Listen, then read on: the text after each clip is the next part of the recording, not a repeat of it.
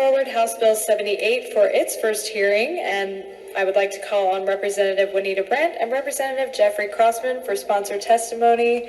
Welcome to committee representatives. Thank you for your patience today. Hi, Chairwoman. So glad to be here. And everyone else is here too. I'd just like to start off. Thank you to Chairwoman Manchester, Vice Chair Catrona in his absence, and Ranking Member Liston, and all the members that are still here of the House Family, Aging, and Human Service Committee. Thank you for allowing me to come before you guys. This is the second time bringing this bill up.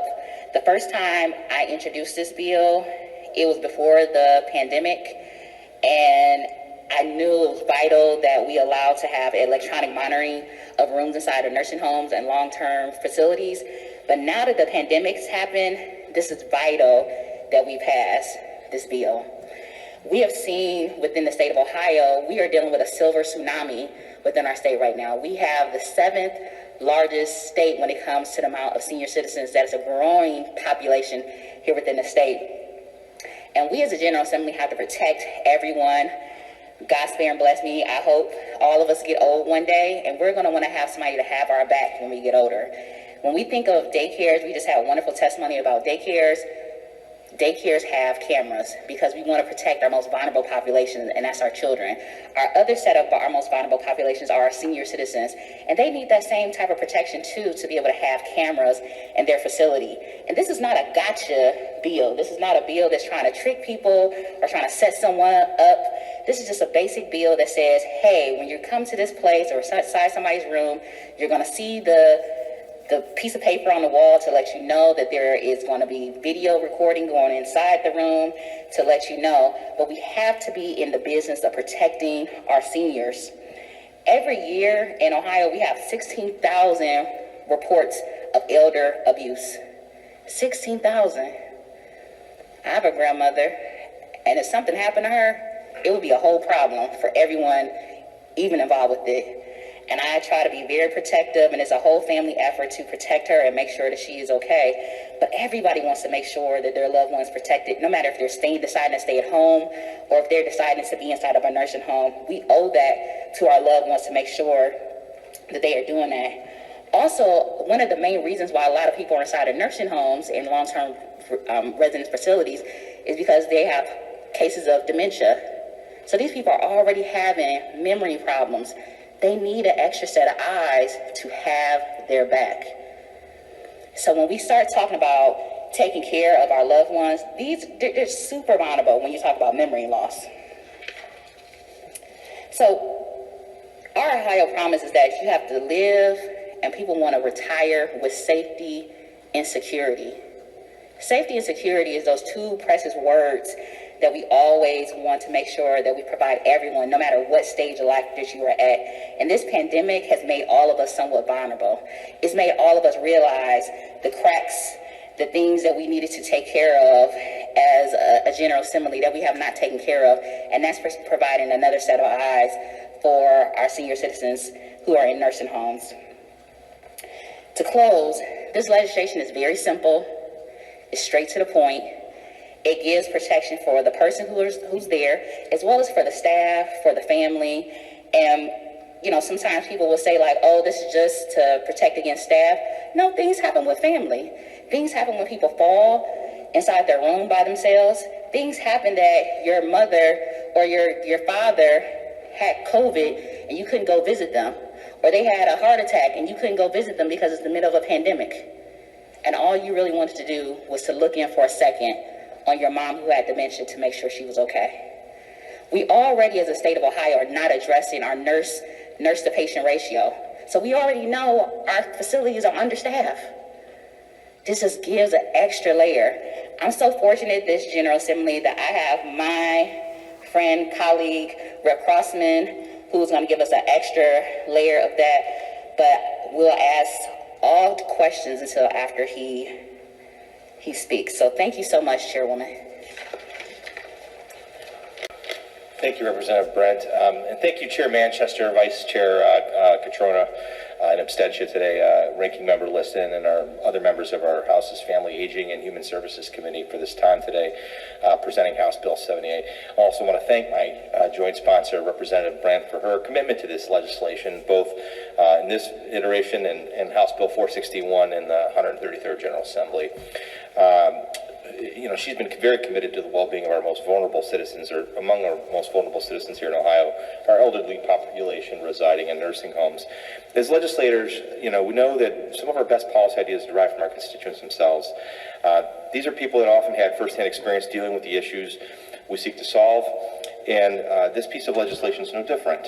House Bill 78, which we're referring to as Esther's Law, is the direct result of advocacy by our constituents attempting to ensure that the issues that they and their families have experienced firsthand don't happen to anybody else in Ohio or their families. As my colleague capably detailed, Esther's Law would provide a path for residents and their family members to install video monitoring equipment in residents' rooms. Allowing cameras in nursing facilities, as this legislation does, provides added assurance to the loved ones who are receiving care that they need and are not among the thousands of Ohioans who reportedly file complaints with the state for elder abuse each year. Representative Brent mentioned 16,000 complaints.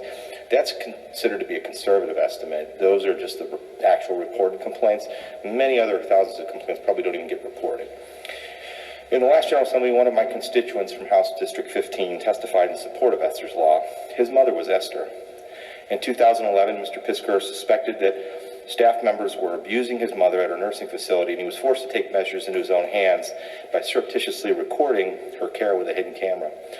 What he discovered through the aid of this video monitoring alarmed him, to say the least. Among other incidents, his mother had been tossed in a wheelchair like a rag doll after her caregiver grabbed her by the neck, screamed at her, and hit her in the face. I'll let Mr. Piskor tell the rest of his story.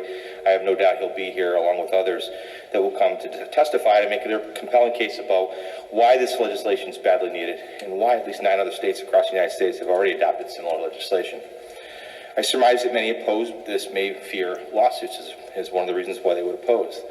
And that might, I appreciate that concern. And I would respond that the focus on lawsuits or legal liability is misplaced because the emphasis really should be on resident safety and rooting out bad actors. Facilities with cameras installed will also have the benefit from this legislation with the assurance that they can immediately correct issues before something irreparable occurs. And they can also use that to demonstrate the good care that they are giving, as most facilities do provide their residents.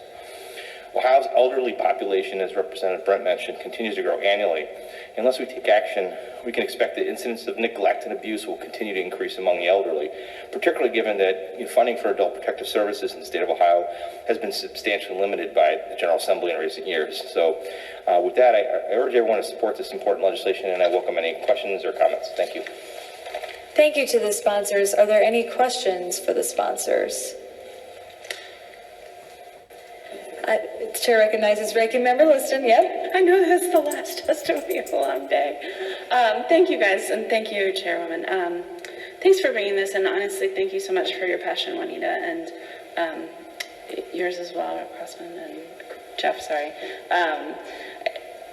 I think that this is really important for us to look at and think about as we, as you say, protect our elderly. It's certainly, even now when they're so much more vulnerable because of the challenges related to COVID. As you said that other states are doing these sort of things, one of the barriers that sometimes come to mind related to this is, and I expect to hear a little bit about, is related to privacy and navigating those challenges in this setting. Do you have any sense of how that's being done in other states or how it might be done here so that we can make sure to, I guess, take that head on and be able to answer those questions? From the chairwoman to the ranking member listening. So with this bill, it would have to be required that it would be a two-step security system to be able to have it. And then also too, when it comes to privacy, the only person that could be authorized to even request the camera is the actual resident. But if they are not in a position, cognitively to have one, then their person who their guardian, power of attorney, will be able to have authorization to have the camera put in the room. Because I'm thinking about, follow-up, sorry, thinking about sort of toileting issues, or if it's not a private room, how that might best work to balance those challenges. And it may be facility to facility, it just is something that I think people will have to think about too. Through the chairwoman to the ranking member listing, that is a great question, and we get that often. So actually, there's a part of the bill where it has to be agreed upon if there are two residents in the room. So a person cannot just put it in a room, and then there also has to be accommodations that have to be made to make sure that it's pointed to that side of the room. And if they cannot come up with the agreement, then there's no camera. So that puts in those barriers that even if you want it, and this person's my roommate, they don't want it, we can't agree upon what's going on, then I can't have the camera. Okay, Follow thank up? you. Are there any additional questions for the sponsors? I do have a question, and as Ranking Member Liston spoke of already, the privacy issue is what often comes to mind for me. But you also mentioned how there are cameras set up in daycares, even in schools. And I just wonder, was there any part of this legislation that was modeled after other laws pertaining to cameras shining a light on the most vulnerable, shall we say, or kind of where did this language come from, and how did you reach these conclusions?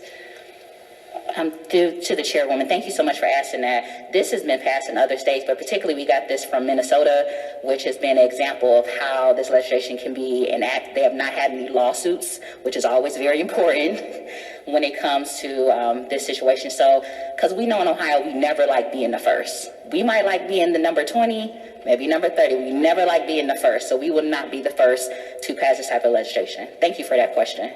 Thank you. I just want to add, Rep. Brent's done a lot of great work on this bill in the last couple of years since these constituents brought this issue and idea to us. And as she mentioned, this is not something we're reinventing the wheel on.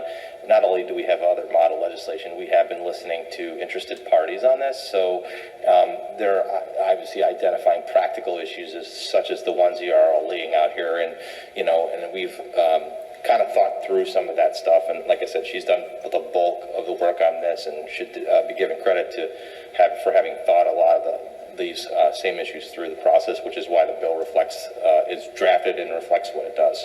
Mm-hmm. Any additional questions for the sponsors? Thank you so much for your time and your patience today. We really appreciate it. Is there any additional business to come before the committee? Seeing none, that concludes this Committee on Families, Aging, and Human Services.